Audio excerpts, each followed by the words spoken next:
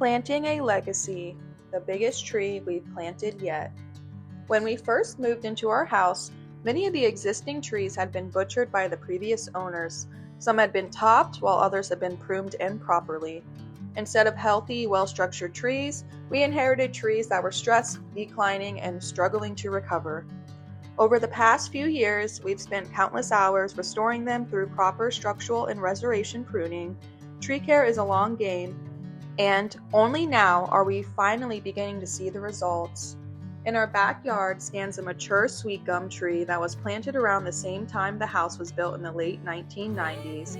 We also had a dead China berry tree that we removed shortly after moving in.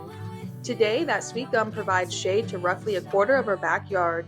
We love what it brings to the space, not just the shade, but the birds, the squirrels, insects, and all the life that comes with having mature trees.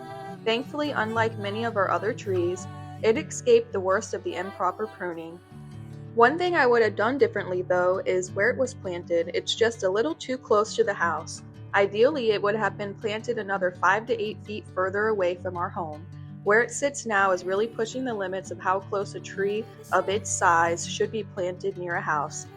It hasn't caused any major issues, but that extra space would have allowed it to mature with fewer limitations over the long term.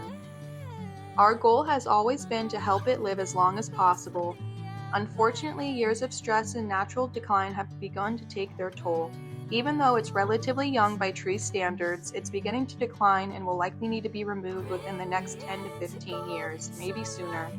Until that day comes, we'll continue caring for her the best we can. That reality made us start thinking about the future. Because if there's one thing that's worth its weight in gold here in Florida, it's shade. Even with all the work we've done, most of our backyard still didn't have the large canopy tree it needed.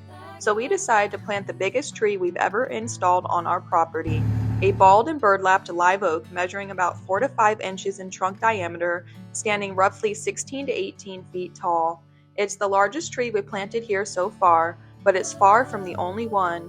Over the past few years, we've slowly been building the future of this landscape by planting 1 eastern red cedar, 4 Italian cypress, 10 Carolina sapphires, 5 bald cypress, and 2 ginkgo trees. Every one of those trees has a purpose. Some provide privacy, others create windbreaks, seasonal beauty, or habitat for wildlife. But despite all of those trees, nearly 60% of our backyard was still missing one very important thing: shade. That's what inspired us to plant this live oak. One day this tree will become the centerpiece of our backyard, casting shade across much of the property and creating a cooler, healthier place for both people and wildlife. And apparently, we weren't the only ones excited about it. Within days of planting it, birds were already fighting over the branches. We watched squirrels trying to claim it as their own, and even nests began to appear. It's amazing how quickly wildlife recognizes the value of a tree.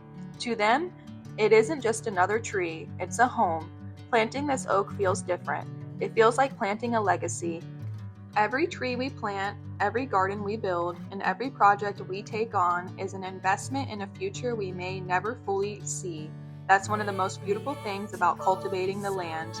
As a certified arborist, I spend much of my career evaluating hazardous, damaged, and declining trees.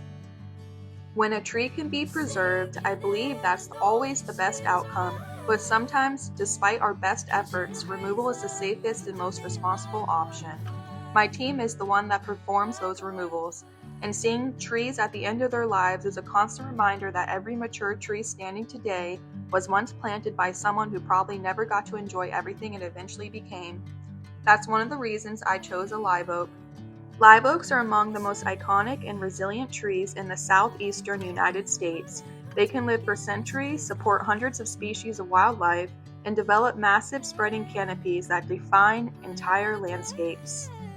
One of the reasons arborists value live oaks so highly is their resilience. They've evolved in a region where hurricanes, tropical storms, and limb loss are a natural part of life. Their dense wood, strong ability to compartmentalize pruning wounds, and large storage energy reserves help them recover from storm damage and pruning better than many other shade tree species. That doesn't mean improper pruning is ever a good thing. It isn't. But if someone decades from now makes less than perfect pruning cuts, a live oak has a better chance of recovering than many of the other shade trees we planted. Hopefully, whoever owns this property long after we're gone will understand the value of this tree and continue caring for it.